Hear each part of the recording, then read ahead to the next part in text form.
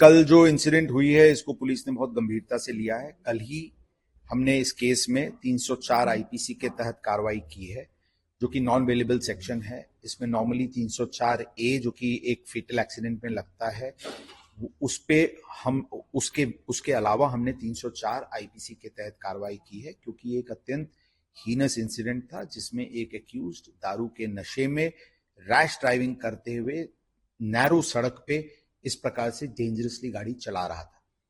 हमने कल ही कोर्ट को दो एप्लीकेशंस मूव किए थे। एक कि ये केस एक हीनस क्राइम है जुवेनाइल जस्टिस एक्ट में, जिसकी डेफिनेशन निर्भया कांड के बाद ऐड की गई थी। ये एक हीनस क्राइम है और इसमें सेक्शन 15 के अंतर्गत इस आरोपी के विरुद्ध एज एन एडल्ट ट्राई करने का जो प्रावधान है उसके तहत हमको परमिशन दी जाए। सेकेंड एप्लीकेशन हमने मूव किया था कि ये एप्लीकेशन पे निर्णय होने तक इस एक्यूज को रिमांड होम में, चाइल्ड रिमांड होम में इसको रिमांड किया जाए। अनफॉर्चुनेटली दोनों एप्लीकेशन हमारे कल रिजेक्ट हुए थे। संविधान है और संविधान में जो कानून पहले से बना हुआ है उसको अलग से तो लागू करने की जरूरत नहीं है, तो उसी के अनुसार कार्रवाई होनी चाहिए जिसमें आगे लोग सबक लें। पिता को अरेस्ट किया है वो कैसे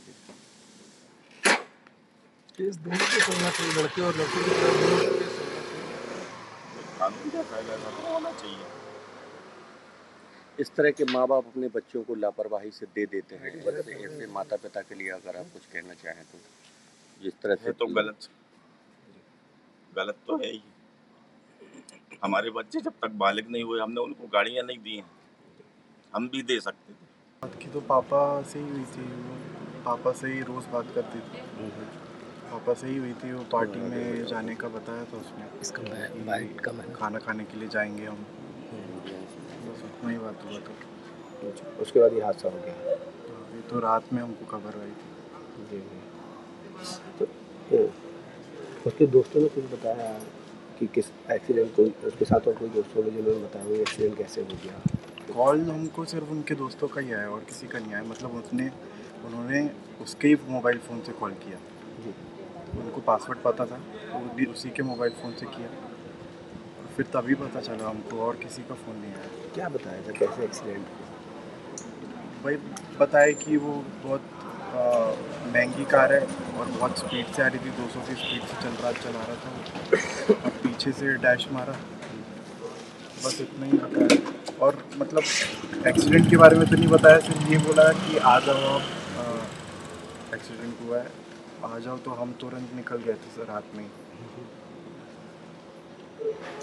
बताइए कि जो कोर्ट है वहाँ का जुवेनाइल कोर्ट, उसने जो गाड़ी चला रहा था उसके बारे में मुझे कोई भी जानकारी नहीं है।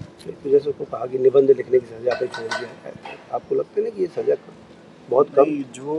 जो कानून है उसके हिसाब से कार्रवाई होनी चाहिए। हमको बस यही चाहते और कोई से हमको नहीं है कि अश्विनी को इंसाफ मिलना चाहिए। हाँ मिलना चाहिए। ये बहुत गलत है ना एक तरीके से। आप एक तो वो माइनर है, ऊपर से इतनी बड़ी 2 करोड़ की गाड़ी चलाना और इतनी स्पीड में भीड़ भाड़। मेरे को कल ही किसी ने एक सीसीटीवी फुटेज भेजी जिसमें इन्होंने यू टर्न मारा और वो इतनी स्पीड में था कि उसकी कार भी नहीं दिख रही थी, इतनी स्पीड में गया वो और डैश जाके मारा।